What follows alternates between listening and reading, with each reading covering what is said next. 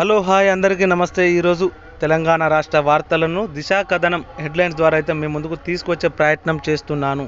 22 మధ్యాహ్నం 12:20 బాలరాముడి ప్రాణ ప్రతిష్ఠ టైంకే డెలివరీ చేయండి, డేట్ ఫిక్స్ చేసుకుంటున్న గర్భిణులు వైద్యులను సంప్రదిస్తున్న జంటలు అని చెప్పేసి ఒక ముఖ్య కథనం. అయితే ఆ విగ్రహ ప్రతిష్ఠ టైంకు మంచి ముహూర్తం అనే ఉద్దేశంతో చాలామంది ఆ టైంకు డెలివరీ చేసుకునే ప్రయత్నం చేస్తున్నారని ఈ కథనం ద్వారా చూసుకోవచ్చు. 22న సెలవు ఇవ్వండి, హైకోర్టులో అడ్వకేట్ పిటిషన్. అయోధ్యపై తప్పుడు వార్తలు వేయొద్దు, మీడియాకు కేంద్రం మార్గదర్శకాలు జారీ అని చెప్పేసి మరొక ముఖ్య కథనం అయితే చూడొచ్చు. అబిట్స్ టు టాలీవుడ్ అఖిల్ పైల్వాన్. ఒకసారి పైల్ ఫోటో చూడండి, ఇతని మెడలో ఎంత పెద్ద గొలుసు ఉందో, మరి అవి ఎక్కడి నుంచి వచ్చిందన్నది ఈ కథనం ద్వారా మీరు క్లియర్గా తెలుసుకోవచ్చు. ఈ పెద్ద మనిషి ఏం చేసిందంటే అబిట్స్ నుంచి వెళ్ళి టాలీవుడ్ వరకు ఎవరైతే ప్రముఖులు సెలబ్రిటీలు ఉంటారో వారికి వేరే వేరే ప్రాంతాల నుంచి వెళ్ళి అమ్మాయిలను తెచ్చి అయితే బ్రోకరేజ్ పని చేసిండని చెప్పేసి మనకు ముఖ్య కథనము. నిన్న ఆ సెక్స్ రాకెట్కి సంబంధించిన లింకు బయటపడితే ఈయనే ప్రధాన సూత్రధార అని చెప్పేసి మనకు చూడవచ్చు. కేసీఆర్ పులి అయితే బోను రెడీ, పట్టుకునేందుకు వల కూడా సిద్ధంగా ఉంది, రమ్మను మా వాళ్ళు చెట్టుకు కట్టి వేలాడదీస్తారు, బిల్లా రంగాలు అడ్డగోలుగా మాట్లాడుతుండు, 100 మీటర్ల గోతిలో పాతి పెడతాం, లండన్ సభలో సీఎం రేవంత్ రెడ్డి అని చెప్పేసి ఒక ముఖ్యమైన కామెంట్ చూడవచ్చు. అయితే దీని ద్వారా సందేశం ఏంటంటే రానున్న పార్లమెంట్ ఎలక్షన్లు కావచ్చు, పార్లమెంట్ ఎలక్షన్ తర్వాత కావచ్చు కొంచెం చేంజ్ అయ్యే అవకాశం ఉంది. రేవంత్ కాంగ్రెస్ ఏక్నాథ్ షిండే, ఎంపీ ఎలక్షన్ తర్వాత కాంగ్రెస్ బీజేపీ కలిసిపోతాయి, బీఆర్ఎస్ను బొందపెట్టుడు కాదు, ముందుగా ఇచ్చిన హామీలను నిలబెట్టుకోండి, ప్రజలెవరూ ఈ నెల కరెంటు బిల్లులు కట్టొద్దు, బీఆర్ఎస్ వర్కింగ్ ప్రెసిడెంట్ కేటీఆర్ అని చెప్పేసి ఒక కామెంట్ అయితే చూడొచ్చు. మొత్తం మీద అయితే ఓడిపోయిన తర్వాత ఈ ఎలక్షన్లు ఉన్నాయి కాబట్టి ఒక మాట్లాడే కార్యక్రమం అయితే చేస్తుండు సారు. ఉద్యమకారుల్లో అసంతృప్తి నిజమే, కేశవరావు గారు చాలా మంచి లీడర్ అయినప్పటికీ 10 ఏళ్ళు పాలన చేసిన తర్వాత ఈ వ్యాఖ్య చేసుడు సరికాదు.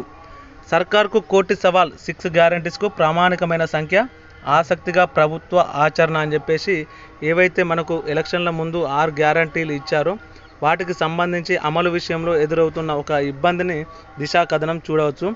మహాలక్ష్మి కావచ్చు, రైతు భరోసా కావచ్చు, గృహజ్యోతి, ఇందిరమ్మ ఇండ్లు, యువ వికాసం చేయుత, ఈ పథకాలన్నిటిని చూసుకుంటే అభయహస్తం దరఖాస్తులు 1 కోటి, కొత్త పాత రేషన్ కార్డులు 1 కోటి, గృహజ్యోతి వాడకందారులు 1 కోటి, మహాలక్ష్మి సాయం కోసం 1 కోటి, రైతు భరోసా సీజన్కు 1 కోటి అట.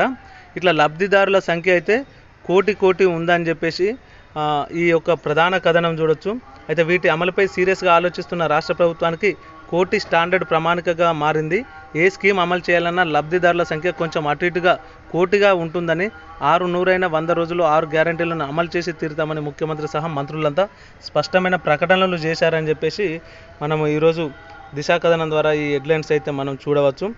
మరొక హెడ్లైన్స్ చూసుకుంటే గంధం దారాదత్తం, గంధంగూడలో 9.36 ఎకరాలు పట్ట, 200 కోట్ల విలువైన భూమికి రెక్కలు, క్లాసిఫికేషన్ మార్చేసిన కలెక్టర్ అమోయ్, గతంలో ఆఫీసర్లంతా రిజెక్ట్ చేసిన ఫైలు, ల్యాండ్ను కాపాడే బదులుగా క్లియరెన్స్ అని చెప్పేసి మొత్తం మీద క్లియర్ కట్ ఒక భూదందా నడిచిందని చెప్పవచ్చు. ఇలాంటి అవినీతి ఆఫీసర్లు ఉన్నంతకాలం ప్రజలకు మేలు జరగదు. గులాబీని పెకిలిద్దాం, కాంగ్రెస్లోకి బీఆర్ఎస్ కేడర్ను లాగే ప్లాన్, పార్టీ వీక్గా ఉన్న ప్రాంతాలే ఫస్ట్ టార్గెట్, ఇప్పటికే సిగ్నల్ ఇస్తున్న కార్పొరేటర్లు, మొదట లీడర్లు ఆపై ఎమ్మెల్యేలను చేర్చుకునేందుకు వ్యూహం, 12 లోక్సభ సీట్ల లక్ష్యంగా అస్తం ప్రణాళికలు అని చెప్పేసి కాంగ్రెస్ పార్టీకి సంబంధించిన పొలిటికల్ మ్యాటర్. మరి మొత్తం మీద అయితే ఎవరు ఇప్పుడు ఉన్న రాజకీయ నాయకులంతా వ్యాపారవేత్తలు కాబట్టి వ్యాపారవేత్తలకు వారి వ్యాపారం సజావుగా సాగాలంటే అధికార పార్టీ ఖచ్చితంగా చేయుత ఉండాలి కాబట్టి వారు ఖచ్చితంగా పార్టీ మారే ప్రయత్నం అయితే జరుగుతుంది. ప్రజాధనం లూటి, అందుకే బీఆర్ఎస్కు వీఆర్ఎస్ ఇచ్చిండ్రు, మంత్రి ఉత్తమ్ కుమార్ రెడ్డి. అంటే గత ప్రభుత్వం ప్రజాధనం లూటి చేసింది కాబట్టి వారిని ఈసారి గెలవకుండా ప్రజలు చేసిల్లని చెప్పేసి ఉత్తమ్ కుమార్ రెడ్డి గారి యొక్క వాక్యాన్ని చూడవచ్చు. నర్సింగ్ సీట్లలో పక్షపాతం వద్దు, కన్వీనర్ మేనేజ్మెంట్ కోటాకు యూనిఫామ్ పాలసీ, స్టేట్ గవర్నమెంట్కు మెడికల్ అసోసియేషన్ రిక్వెస్టు, నిబంధనలను సవరించాలని కాళోజీ హెల్త్ వర్సిటీకి వీసీకి లేఖ అని చెప్పేసి ఒక కథనం. కానీ సీఎం ఇంటికి ఈడీ, మనీ లాండరింగ్ కేసులో విచారణ, తనపై కుట్ర జరుగుతుందన్న సోరెన్ అని చెప్పేసి ఒక వార్త.